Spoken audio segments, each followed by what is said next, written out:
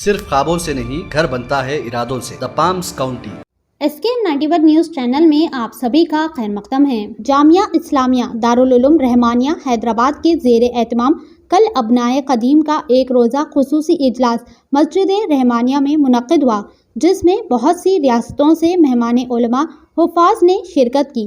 یہ اجلاس حضرت مولانا شاہ محمد جمال الرحمان صاحب مفتاحی کی سرپرستی اور حضرت مولانا مفتی غیاث الدین صاحب رحمانی قاسمی کی صدارت اور مہمان خصوصی حضرت مولانا حلیم ملا صاحب قاسمی، ان کے علاوہ مقامی مہمان حضرت مولانا محمد بن عبد الرحیم بانعیم مظہری صاحب، حضرت مولانا احمد عبید الرحمان اطہر قاسمی، حضرت مولانا مفتی شفیع صاحب ندوی نقشبندی، نائب محتمم حضرت مولانا ابرار الحسن صاحب رحمانی، حضرت مفتی عامر قاسمی صاحب، حضرت مفتی محمود زبیر صاحب قاسمی اور بھی بہت سے علماء کرام اجلاس میں موجود رہے۔ اس اجلاس کا اختتام حضرت مولانا شاہ محمد جمال الرحمان صاحب مفتاحی کی دعاؤں سے ہوا۔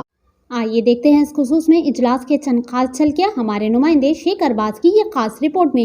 SKM 91 نیوز کے ایڈیٹر ان چیف اشتیاق احمد کے ساتھ ہر اہم اور خاص خبر کے لیے آپ کے اپنے نیوز چینل SKM 91 نیوز کو لائک کریں، سبسکرائب کریں اور شیئر کرنا نہ بھولیں۔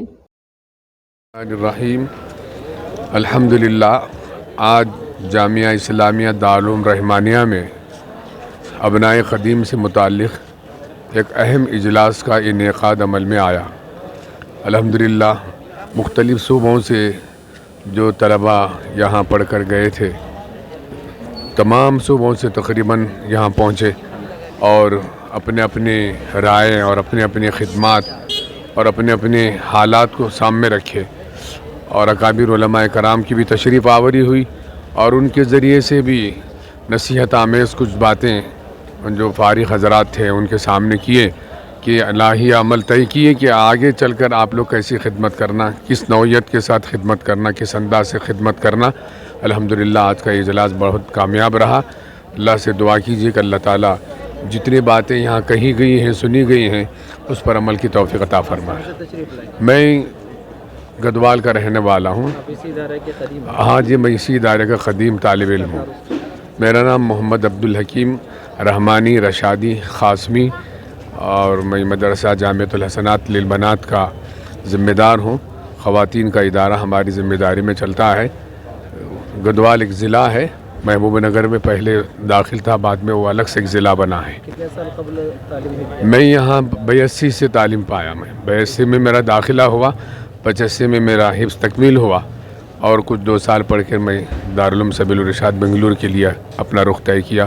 اس کے بعد دارالعلوم دیوبند سے فضیلت کیا۔ آج مدرسہ دارالعلوم رحمانیہ تالاب کٹا یاقوت پورے میں انجمن کی جانب سے ابنائے قدیم کو بلایا گیا تھا۔ ابنائے قدیم جو مدرسہ 1970 سے جو قائم ہوا، اس سے لے کر آج تک جتنے طلباء یہاں سے فارغ ہوئے، ان طلباء کو ناظم صاحب کی طرف سے، محتمم صاحب کی طرف سے مدعو کیا گیا تھا، جہاں پر تمام ابنائے قدیم آئے، جس میں اصل مقصد یہ تھا کہ مدرسے کی کارگزاری، جو ابنائے قدیم کی کارگزاری لی جائے، مدرسے کے بارے میں طلباء سے تاثرات لیے جائیں اور ساتھ ہی ساتھ آگے کے لیے لائحہ عمل کچھ تیار کیا جائے، جس کے لیے ہم لوگ یہاں پر سب جمع ہوئے تھے۔ میں سلیمان سعود، میری جو مدرسہ رحمانیہ میں جو رہا 2009 سے 2013 تک رہا، اس کے بعد دارالعلوم دیوبند سے میری فراغت ہوئی۔ ابھی پھر میری کارگزاری بھی صبح میں کئی سارے لوگوں کی کارگزاری آئی۔ میرا معمول یہ ہے کہ شیڈو ایجوکیشنل ایک سوسائٹی ہے جس کے تحت مکاتب چلائے جاتے ہیں، اس کا میں ذمہ دار ہوں، اور میرے لیے ایک آج اعزاز کی بات یہ ہے کہ رحمانیہ جیسے ایک موقر ادارہ جو یہاں پر قائم ہے، ہم لوگ کو بلایا۔ میں دلی دردمند حضرت محتمم صاحب اور فکر ارجمند حضرت نائب محتمم صاحب کا بہت ممنون و مشکور ہوں کہ ہم جیسے نالائق لوگوں کو، ہم جیسے کھوٹے سکوں کو نکھار کر کھڑا بنایا اور آج اس قابل بنایا کہ ہم کسی کے سامنے بول سکیں اور کسی کے آنکھ میں آنکھ ڈال کے بات کر سکیں۔ جزاکم اللہ خیر۔ السلام علیکم مفتی صاحب، کل کا جو ابنائے قدیم کا مدرسہ اعظم میں جو پروگرام منعقد ہوا، وہ اس کی اصل جو ہے اس مقصد کیا تھا، اس کے مقاصد بیان کیجیے۔ بسم اللہ الرحمن الرحیم۔ دارالعلوم رحمانیہ جو جنوبی ہند کی، ساؤتھ انڈیا کی ایک عظیم یونیورسٹی، اسلامک یونیورسٹی اور دینی درسگاہ ہے۔ اس مدرسے سے گزشتہ سالوں میں جن طلباء نے حفظ قرآن مجید اور عالمیت کی تکمیل کی، اس مدرسے سے استفادہ کیا ہے، ان طلباء کا جو اس وقت طلباء نہیں ہیں بلکہ وہ اپنے علاقوں کے بڑے بڑے عالم دین ہیں، کئی تنظیموں سے وابستہ ہیں اور دینی خدمات انجام دے رہے ہیں۔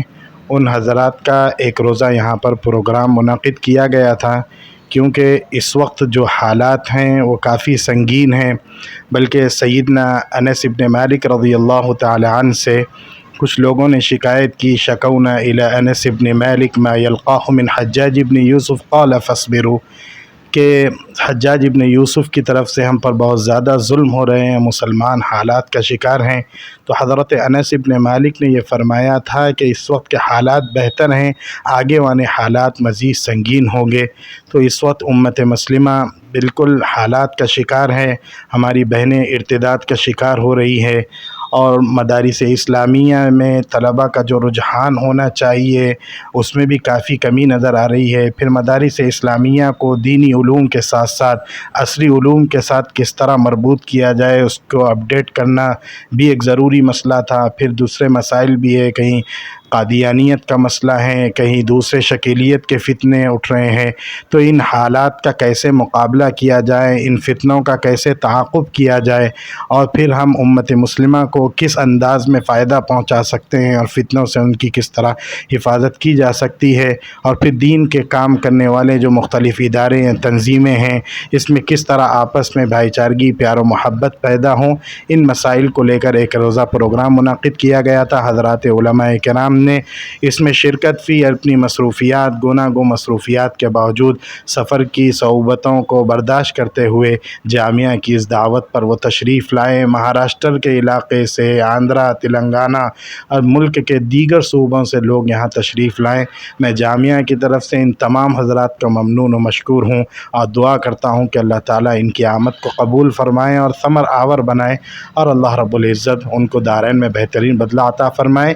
ان حضرات کی جو آراء تھیں ان سے بھی استفادہ کیا گیا، ان کے مشوروں سے بھی استفادہ کیا گیا، اور پھر ہمیں اضلاع میں کس طرح کام کرنا چاہیے ان حضرات کے مشورے بھی اس سلسلے میں لیے گئے۔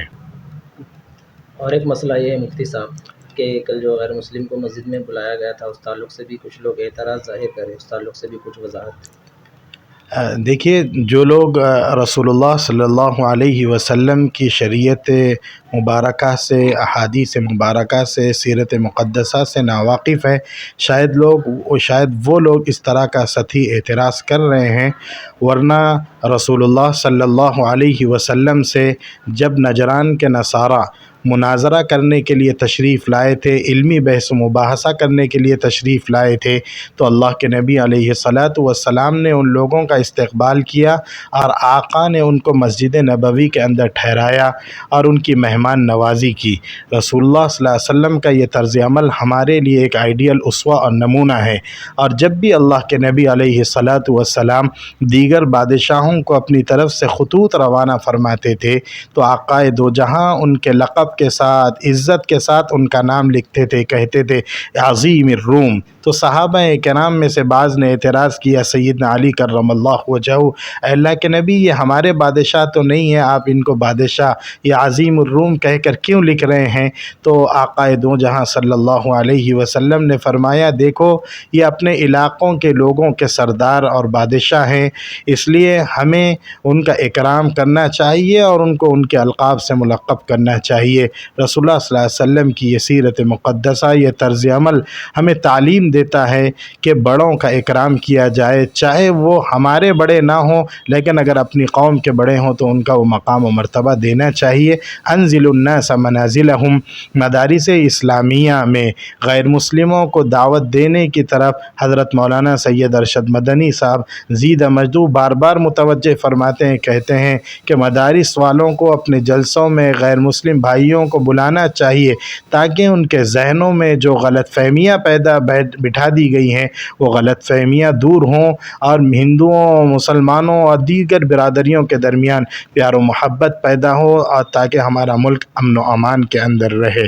اس لیے ہم صرف ایک آدمی کے استقبال کے لیے تیار نہیں ہیں، ہمارے مدرسوں کے دروازے کھلے ہوئے ہیں، آپ کبھی بھی کسی بھی وقت تشریف لا سکتے ہیں، ہم آپ کے استقبال کے لیے تیار ہیں۔